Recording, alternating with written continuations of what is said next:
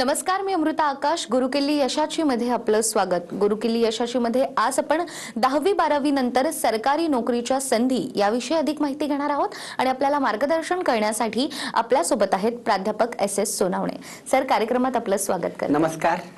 विषयाला आपण सुरुवात करणारच आहोत. त्याअगोदर आपण सरांची थोडक्यात ओळख देखील करून घेऊयात. प्राध्यापक एस सोनावणे हे गरुड झेप अकॅडमीचे संचालक आहेत. त्याचबरोबर आजपर्यंत हजारो असे विद्यार्थी असतील ज्यांना सरांनी मार्गदर्शन केलेत आणि असे विद्यार्थी वेगवेगळ्या सरकारी क्षेत्रामध्ये सध्या नोकरीवर देखील आहेत. त्याचबरोबर स्टाफ सिलेक्शन या परीक्षेअंतर्गत देखील विद्यार्थी उत्तीर्ण झालेले आहेत आणि त्यांची संख्या देखील जवळपास 80% इतकी आहे. आजवर अनेक विद्यार्थ्यांचं स्वप्न सरांनी मार्गदर्शन करून पूर्ण केलेलं आहे आणि यातच आनंदाची बाब म्हणजे नुकताच दिल्ली येथे जो कार्यक्रम झाला तिथे सरांना डॉक्टरेट ही पदवी देखील प्रदान करण्यात आलेली आहे. तर थेट सरांकडूनच आता आपण अधिक मार्गदर्शन करून घेऊयात. सर, खरं तर 10वी-12वी नंतर करिअरमध्ये काय करायचं असा प्रश्न अनेक विद्यार्थ्यांना पडलेला असतो. मात्र योग्य वेळेला योग्य मार्गदर्शन जर नाही मिळालं तर कुठेतरी विद्यार्थ्यांची दिशा देखील चुकली जाते. तर नेमकी 10वी आणि 12वीची परीक्षा झालेले विद्यार्थी स्पर्धा परीक्षेची तयारी कशी करू शकतात? ज्यावेळेस विद्यार्थी 10वीची परीक्षा देतो किंवा 12वीची परीक्षा देतो त्यानंतर त्याला लगेच आपल्या फ्युचरकडे बघावं लागतं. भविष्य काय आणि भविष्यामध्ये मी काय करणार या प्रश्नामध्ये सगळे विद्यार्थी गुंतलेले असतात. आज पालकांना सुद्धा हे प्रश्न पडलेले आहेत की माझ्या विद्यार्थ्यांनी काय करावं, कोणत्या मार्गाला जावं, कोणत्या सरकारी नोकरीच्या संधी आहेत, हे प्रश्न विद्यार्थ्यांना पडणं साहजिक आहे.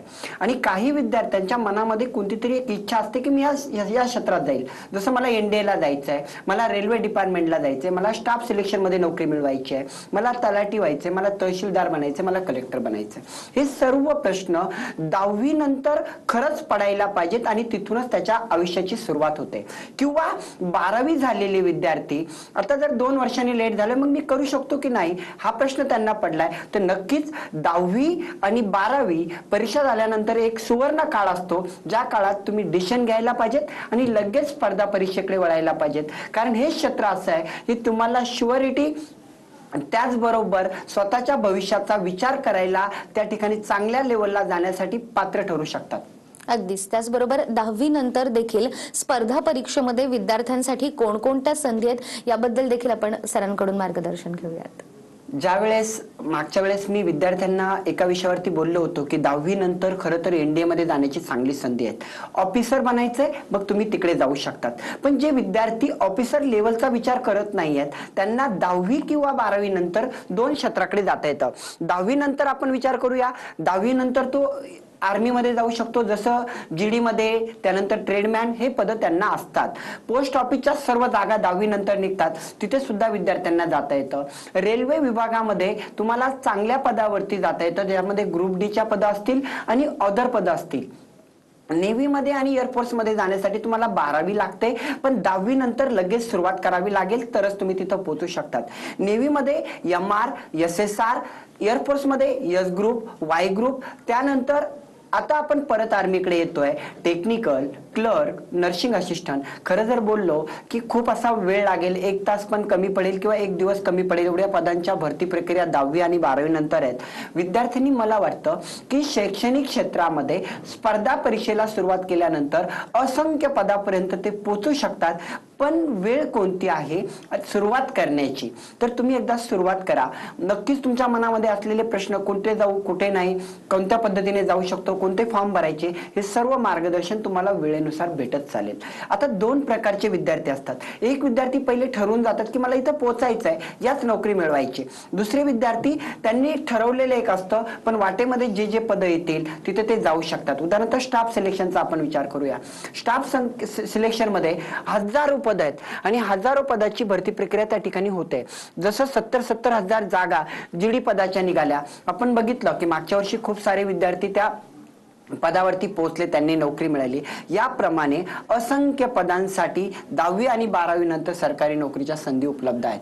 अगदीच. खरं तर प्रत्येक विद्यार्थ्याच्या मनात 10वी-12वी नंतर येतं की आम्हाला सरकारी नोकरी हवी आहे. मात्र ती संधी नेमकी कुठे आणि त्या संधीचं सोनं नेमकं कसं करायचं याविषयी मार्गदर्शन आपल्याला प्राध्यापक एस सोनावणे सर देत आहेत. तुमच्याही मनात कोणतेही प्रश्न असतील तर नक्कीच स्क्रीनवर सरांचा नंबर आहे, तुम्ही सरांशी संपर्क करू शकतात आणि अधिक मार्गदर्शन देखील मिळवू शकतात.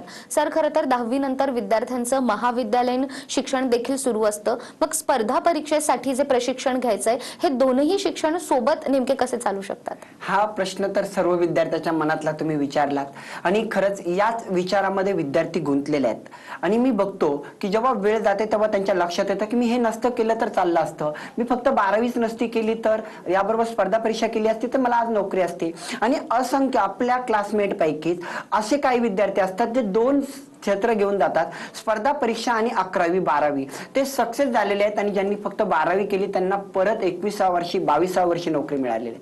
आणि माझ्या हाताखालून घडलेले विद्यार्थी असतील किंवा मी महाराष्ट्राच्या कानाकोपऱ्यात बघणारे विद्यार्थी ज्यांनी वयाच्या 18व्या वर्षी पहिल्या अटेम्प्ट मध्ये त्या ठिकाणी सरकारी नोकरी मिळाली, हे पण मला बघायला मिळाले आहेत. याचं कारण काय की तुम्ही 11वी आणि 12वी सोबत घेऊन जर स्पर्धा परीक्षा केली तर तुमची 2 वर्ष वाचतात. आणि या 2 वर्षामध्ये 12वीला तुम्हाला 80% पडले 90% पडले हे महत्वाचे नाही आहेत, पण स्पर्धा परीक्षेत तुम्ही किती टक्केवारी घेतली यावरती तुमचा सरकारी जॉब अवलंबून असतो. म्हणून दोन्ही क्षेत्राची तयारी सोबत होते. आणि स्पर्धा परीक्षेमध्ये विद्यार्थी मित्रांनो, दोन्ही अभ्यासक्रम समान आहेत, बराचसा त्यामध्ये साम्य आहे. त्यामुळे दोन्ही करणं कठीण मुळात नाही आहे. मनामध्ये आपल्या जे प्रश्न असतात किंवा पालकांना प्रश्न पडतात, माझा विद्यार्थी दोन्ही करेल का, त्याच्यावरती बर्डन येईल, त्याला तणावामध्ये तो जाईल, तर मुळात होऊ शकत नाही. स्पर्धा परीक्षा आणि 11वी 12वीचा सिलेबस यामध्ये असणारं साम्य आणि शिक्षकांकडून करून घेणारी तयारी या सर्वांच्या जोरावरती तो अभ्यासक्रम एकदम त्या ठिकाणी फिकासा वाटतो, कमी वाटतो आणि विद्यार्थी सहज पेलावतात. आणि मी बघितलेल्या अनुभवानुसार सांगतो की ते विद्यार्थी तिथपर्यंत सहज पोहोचतात. अगदीच. आणि सर, गरुड झेप अकॅडमीच्या माध्यमातून देखील असे अनेक विद्यार्थी असतील ज्यांना कुठेतरी त्यांचा आत्मविश्वास कमी आहे किंवा परीक्षेमध्ये त्यांना अपयश आलंय, त्यांना देखील आत्मविश्वास देण्याचं एक महत्त्वाचं काम तुम्ही करत असतात. त्यामुळे पुढचा प्रश्न हाच आहे की 10वी आणि 12वीत जे विद्यार्थी नापास झालेले आहेत मात्र त्यांच्या मनात अजूनही जिद्द आहे की आम्हाला सरकारी नोकरी हवी आहे, तर ते प्रशिक्षण कसं घेऊ शकतात? खरं तर अशा विद्यार्थ्यांना मी सांगेल आणि मी एक सांगतो की जे हरलेले विद्यार्थी ते परत बनू शकतात. हे मुळात हरलेले नसतात. 10वी नापास होणं म्हणजे करिअर संपणं नाही किंवा 12वी नापास होणं म्हणजे करिअर संपणं नाही. इथून पुढे तुम्हाला चांगली उच्च त्या ठिकाणी उडी घेता येते, चांगल्या पद्धतीने तुम्हाला झेप घेता येते.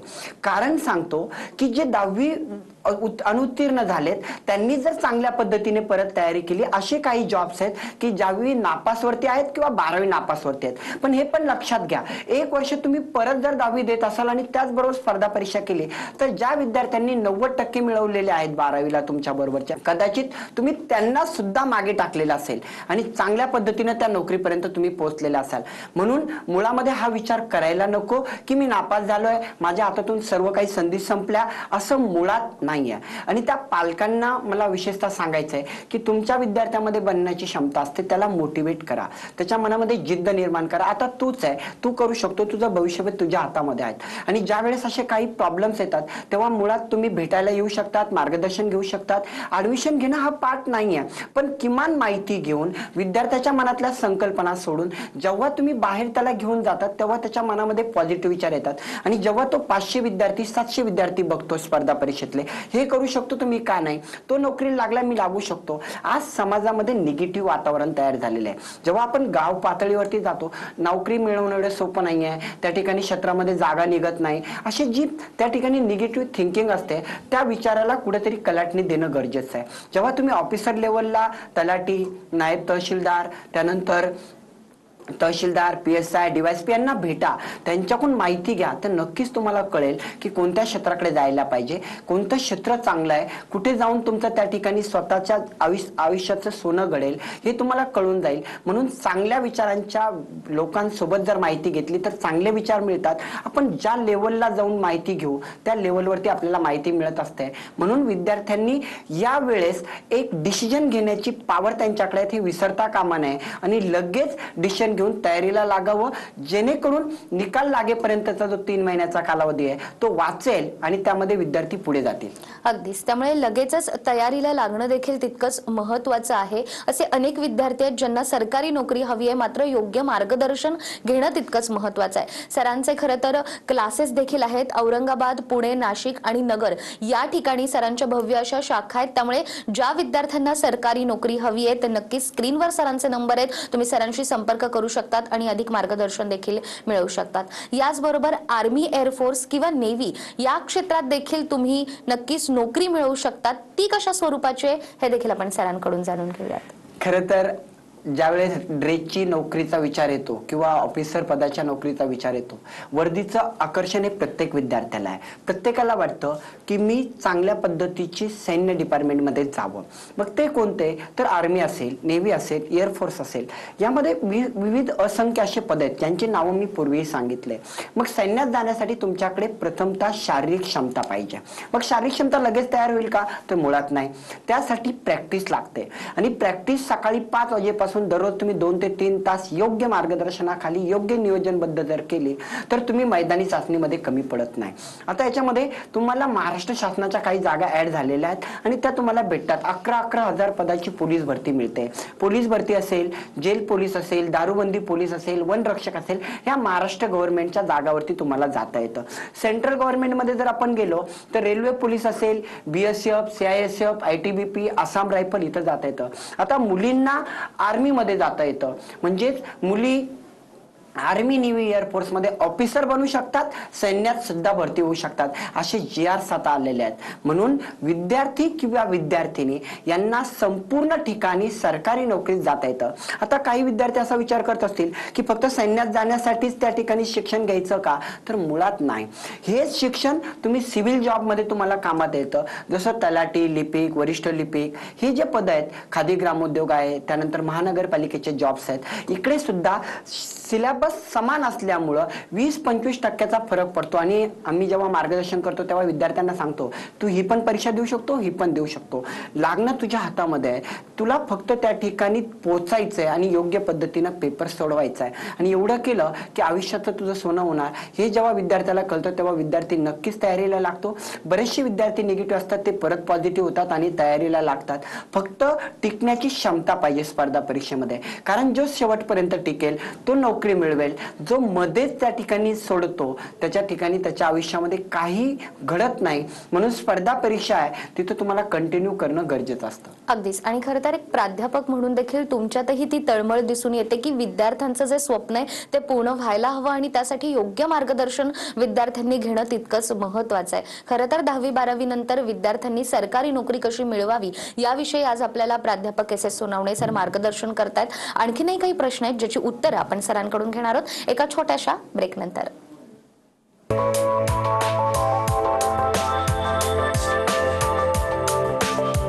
ब्रेक नंतर पुन्हा एकदा गुरुकिल्ली यशाची मध्ये आपलं स्वागत। गुरुकिल्ली यशाची मध्ये आज आपण 10वी-12वी नंतर सरकारी नोकरीच्या संधी याविषयी अधिक माहिती घेतोय आणि आपल्याला मार्गदर्शन करण्यासाठी आपल्या सोबत आहेत प्राध्यापक SS सोनावणे सर। ब्रेक नंतर पुन्हा एकदा आपलं स्वागत करते।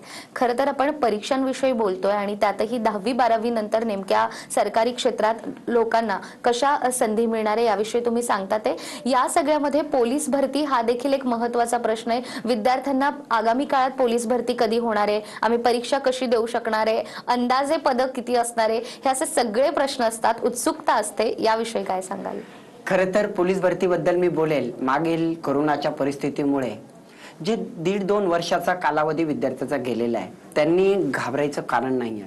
ज्या वेळेस पोलीस भरती होईल ना, ती 11 ते 12,000 पदाची होईल, कारण एवढ्या मोठ्या प्रमाणात जागा रिक्त आहेत आणि आपण तयारी करत राहणं गरजेचं आहे। मेगा भरती निघाली होती, ती थांबण्यात आली, त्यानंतर रिक्त जागाची भरती होती, ती थांबण्यात आली।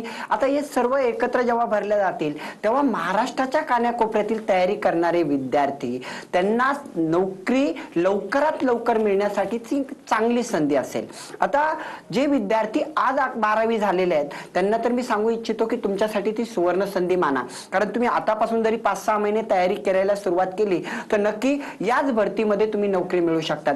जे जुने विद्यार्थी तयारी करतायत त्यांना मी म्हणेल, तुम्ही हार मानायचं नाही, खचायचं नाहीये।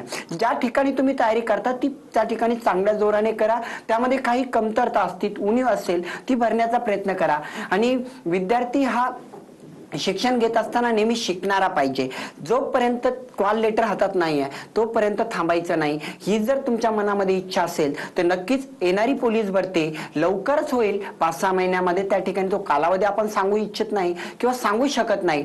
पण मी एक नक्की सांगेल की ही तुम्हाला जी वेळ भेटलेली आहे त्या वेळेचं सोनं करा आणि चांगल्या पद्धतीने तयारी जर करत राहिलात तर नक्कीच संपूर्ण डिपार्टमेंटच्या भरती प्रक्रिया लवकर होतील, मोठ्या प्रमाणावर होतील. म्हणजे आजपर्यंत मी न बघितलेल्या भरत्या तुम्हाला बघायला मिळणार आहेत. मोठ्या भरत्या, मोठ्या जागा, म्हणजे जाहिरात मोठी असेल तर तुम्हाला तिथं जाता येईल. अगदीच. आणि सर, खरं तर नेहमीच तुम्ही तुमच्या अनेक मार्गदर्शनाच्या कार्यक्रमातून देखील मुलींनी सरकारी नोकरीसाठी प्रयत्न करावा आणि मुलींना देखील सरकारी नोकरीमध्ये अनेक संधी आहे, ही संधी नेमकी आपल्यापर्यंत कशी पोहोचेल आणि त्यानंतर आपण काय करावं याविषयी देखील आपण सरांकडून माहिती घेऊया. खरं तर महाराष्ट्राच्या कानाकोपऱ्यामध्ये असंख्य अशा विद्यार्थिनी आहेत की ज्या सरकारी नोकरीकडे जाऊ इच्छितात आणि खरं तर जायला पाहिजे. मी एक सांगू इच्छितो की मुलींना अशी कोणती नोकरी राहिलेली नाही की तिथं जाता येत नाही. पालकांनी हे समजून घेणं गरजेचं आहे. जर 2 किंवा 3 वर्षामध्ये मुलीला सरकारी नोकरी मिळत असेल, ती स्वतःच्या पायावरती उभी राहत असेल तर याच्यासारखा दुसरा कोणताही मार्ग त्यांच्याकडे अवेलेबल नाहीयेत, ते उपलब्ध नाहीयेत. कारण स्पर्धा परीक्षेमध्ये 10वी जेव्हा विद्यार्थिनी होते किंवा 12वी विद्यार्थिनी होते, वयाच्या 18 ते 19 वर्षामध्ये तिच्याकडे सरकारी नोकरी येते. आता मुलांच्या आणि मुलींच्या मेरिट मधला जर तुम्ही तफावत बघितली तर 30-40 मार्कांची तफावत असते. मुलांना जास्त मार्क घ्यावे लागतात, मुलींना कमी घ्यावे लागतात. याचे कारणच आहेत. संपूर्ण मुली आजही सरकारी नोकरीकडे त्या ठिकाणी गेलेल्या नाही आहेत किंवा जाण्याची मानसिकता तयार होत नाही. त्यामुळे ज्या मुली करतात त्यांना यश मिळतं आणि मुलांच्या टक्केवारीमध्ये मुलींचं सक्सेसचं प्रमाण जास्त असतं. आपण बघतो की आज 50-50% आरक्षण त्या ठिकाणी दिल्या गेलेलं आहे. म्हणजे ज्या जागा निघतील त्या दोघांमध्ये डिवाइड होतील. त्यामुळं मुलींची संख्या मुलांच्या तुलनेत जास्त नोकरी मिळवण्याची राहू शकते आणि कमी वेळामध्ये त्यांना नोकरी मिळते. आज मुली पोलीस दलात जाऊ शकतात, आर्मीमध्ये जाऊ शकतात, नेव्ही एअरफोर्समध्ये जाऊ शकतात, MPSC मध्ये जाऊ शकतात. MPSC मध्ये तहसीलदार, कलेक्टर सुद्धा मुली बनतात आणि बनलेल्या आहेत. हे आपल्याला समजायला पाहिजे. समाजामध्ये आपण जेव्हा फिरतो ना तेव्हा जे सक्सेस झालेले लोक त्यांच्याकडे बघून आपण तयारी करावी. याचा अर्थ असा की आपल्यात पॉझिटिव्ह ऊर्जा तयार होते. आपण निगेटिव्ह विचार करतो, त्यांनी 2 वर्ष केलं तो लागला नाही, 1 वर्ष केलं तो लागला नाही. याचे कारण समजून घ्या. कुठेतरी त्यांनी ब्रेक घेत शिक्षण घेतलेलं असेल, काहीतरी अभ्यासक्रमामध्ये बदल झालेला असेल, योग्य मार्गदर्शन नसेल, या कारणामुळे त्यांना यश मिळालं नाही हे आपण समजलं तर आपल्यामध्ये त्या उणिवा दूर करून आपण तयारी करू शकतो आणि तिथपर्यंत पोहोचू शकतो. विशेषतः मुलींच्या बाबतीत आपण विचारलेला प्रश्न महाराष्ट्राच्या तमाम विद्यार्थी आणि पालकांसाठीचा आहे. त्यांना मी सांगेल की आतापासून तुम्ही मनामध्ये जिद्द ठेवा आणि लवकरात लवकर जर तुम्ही तयारीला लागलात तर नक्की येणाऱ्या भरती प्रक्रियेमध्ये तुम्हाला सुद्धा सहभागी होता येईल. अगदीच. आणि त्याचबरोबर मुलींसाठी देखील डिफेन्स सर्व्हिसेसमध्ये नेमक्या कोणकोणत्या संधी उपलब्ध आहेत? तसं जर बघितलं तर मुली डिफेन्समध्ये आर्मी, नेव्ही, एअरफोर्स इथं सर्व ठिकाणी जाऊ शकतात. CDSच्या माध्यमातून मुली ऑफिसर बनू शकतात. ज्या पद्धतीने मुलं NDAच्या माध्यमातून त्या ठिकाणी ऑफिसर बनतात, लेफ्टनंट जनरल, कर्नल, ब्रिगेडियर, आपण इथपर्यंत पोहोचायचंय तर आपल्याला मुलींना सुद्धा संधी आहेत. CDSच्या माध्यमातून ज्यांचं ग्रॅज्युएशन कंप्लीट आहेत, मग आता परत अर्थ निघतो ग्रॅज्युएशन नंतर तयारी करायची का नाही. मुळात तुम्ही 12वी नंतर तयारीला सुरुवात करायची किंवा 10वी पासून सुरुवात करायची आणि तिथपर्यंत पोहोचायचं. मुलींना महाराष्ट्रामध्ये महाराष्ट्र पोलीसमध्ये जाता येतं, तिथं तर जागा भरपूर प्रमाणात असतात. रेल्वेमध्ये रेल्वे पोलीसला जाता येतं. आता स्टाफ सिलेक्शन मध्ये CISF मध्ये मुली भरपूर प्रमाणात त्या ठिकाणी गेलेल्या आहेत आणि अशी कितीतरी खेडे आहेत, ग्रामीण भाग आहेत की त्या खेड्यातील मुली आता गावातून अशा पहिल्या ठरल्यात की सैन्य डिपार्टमेंटमध्ये जाणाऱ्या आणि भरपूर अशा न्यूज आपल्या माध्यमातूनही लोकांपर्यंत पोहोचल्या. अशा मुलींनी गावाचं नाव त्या ठिकाणी रोशन केलं, आपल्या परिवाराचं तर असतंच, म्हणजे तिथं सुद्धा विद्यार्थिनींना जाता येतं. अगदीच. आणि जे विद्यार्थी आता आपला हा कार्यक्रम पाहतात आणि ज्या विद्यार्थ्यांना आपल्या अकॅडमीमध्ये प्रवेश घ्यायचा आहे, खास त्यांच्यासाठी की अकॅडमीत प्रशिक्षण नेमकं कसं दिलं जातं आणि विद्यार्थ्यांसाठी देखील व्यवस्था कशी केली गेली आहे? खरं तर प्रवेश घेणं हा नंतरचा भाग होतो. प्रथमतः विद्यार्थी किंवा पालकांनी माझ्या मते दोघांची मानसिकता क्लिअर करावी आणि तिथपर्यंत पोहोचावं. एकदा आल्यानंतर तुम्ही जेव्हा माहिती घ्याल, संपूर्ण परिसर बघाल, बाकीच्या विद्यार्थ्यांच्या प्रतिक्रिया तुमच्याकडे येतील, जे पॉझिटिव्ह त्यांच्या प्रतिक्रिया तुमच्याकडे क्लिअरिटी येईल, तेव्हा तुम्हाला समजेल की शिक्षण घेत असताना कशा पद्धतीने घ्यायचं. ऍडमिशन हा भाग आमच्यासाठी महत्वाचा नसतोच. महत्वाचा आहे पालकांच्या मनातील सगळ्या प्रश्नांची उत्तरं भेटणं आणि त्यानंतर मुलाने मन लावून ते करणं. आता दोन गोष्टी असतात. बरेचसे विद्यार्थी ऍडमिशन घेतात आणि त्या ठिकाणी तयारी करून नोकरी मिळवतात. काही विद्यार्थी एखादा टक्का असा असतो की त्यांच्या मनामध्ये मानसिकता त्या ठिकाणी टिकवणं जड जातं. तर त्यांच्यासाठी मोटिवेशनल लेक्चर असतील, तहसीलदार, नायब तहसीलदार असे मोठे मोठे मोटिवेशनल स्पीकर असतील, मानस उपचार तज्ज्ञ असतील, ते येऊन त्यांना त्या ठिकाणी सांगतात आणि त्यांच्या त्या स्थितीतून बाहेर काढतात. अशा वेळेस त्या विद्यार्थ्यांना यश प्राप्त होतं. म्हणजेच ओव्हरऑल अकॅडमीचा जर आपण विचार केला तर गरुड जेपच्या माध्यमातून मी आजपर्यंत जे विद्यार्थी सक्सेस झालेले बघितले 4,500-5 हजार, त्यांच्यामध्ये ती एक आत्मबल होतं, स्वतःमध्ये तयार करण्याची क्षमता होती आणि पालकांचा सपोर्ट होता. त्यानंतर शिक्षकांनी त्यावरती करून घेतलेली मेहनत, या सगळ्यांचं एकत्रीकरण म्हणजेच निकाल असतो. आणि आताही त्याच पद्धतीने आमची तयारी चालू असते. नेहमीप्रमाणे सकाळपासून जो दिनक्रम चालू होतो तर संध्याकाळपर्यंत फक्त विद्यार्थी आणि विद्यार्थी इथपर्यंतच गरुड झेप विचार करते. अगदीच. मात्र सर, लॉकडाऊनमुळे कुठेतरी स्पर्धा परीक्षेची जे विद्यार्थी तयारी करतात त्यांच्या मनात नैराश्य देखील आलेलं आहे की आता कधी परीक्षा होणार आणि कधी आम्ही आमचं स्वप्न पूर्ण करणार. तर अशा विद्यार्थ्यांना तुम्ही कार्यक्रमाच्या माध्यमातून काय सांगाल? जे 11वी-12वीचे विद्यार्थी आहेत यांचं वय मोठं आहे. आता लॉकडाऊनमुळे जे नुकसान झालंय ते लहान मुलांचं तर खूप मोठ्या प्रमाणात झालंय. ते शाळा लवकर उघडतील नाही उघडेल, पण या मोठ्या विद्यार्थ्यांचं वय 18 वर्षाच्या पुढे असतं.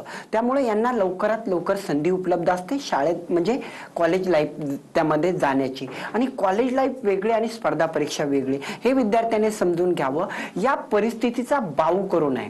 कारण आपण जर असं म्हणू की जेव्हा लॉकडाऊन खुलेल तेव्हा मी तयारीला लागेल, तर कदाचित तुमच्या हातातून ती वेळ 2-3 महिन्याची गेलेली असेल. जे विद्यार्थी तयारी करतात ते तयारी करता आहेतच, त्यांच्या पशी तयारी कुठेही थांबलेली नाहीये. आणि स्पर्धा परीक्षेमध्ये 1 दिवसाचं महत्व आहे, तर हा 1 वर्षाचा कालावधी खूप मोठा आहे, हे विद्यार्थ्यांनी समजून घ्यावं.